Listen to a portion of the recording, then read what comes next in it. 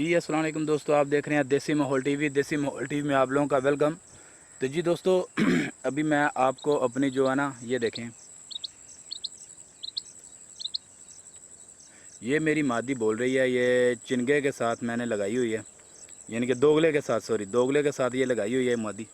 तो ये अभी इसकी किरक मैं आप लोगों को सिखाता हूँ, सुनाता हूँ इसकी आवाज़।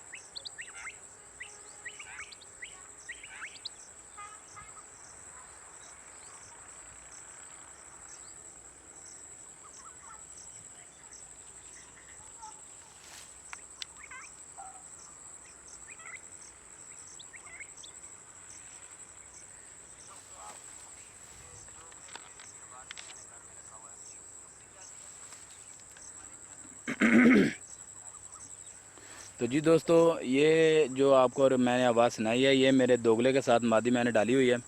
तो ये उसकी आवाज़ है। तो आपने सुना है इसको, इस पे शिकार बहुत पकड़ा है हमने आज। तो आप लोगों को भी उम्मीद है कि ये अच्छी लगी होगी। तो प्लीज़ अगर अच्छी लगी हो तो हमारे चैनल को ज़रूर सब्सक्राइब करें, लाइक करें और कमेंट्स करके ज़रूर बताएं कि ये मेरी जो है ना, ये सकेली है। ये सकेले के साथ मैंने पकड़ी है, इनके दोगले बटेरे के साथ पकड़ी थी और दोगले के साथ ही मैंने डाली हुई है। तो कमेंट्स करके ज़रूर बताइएगा कि ये मादी कैसी है।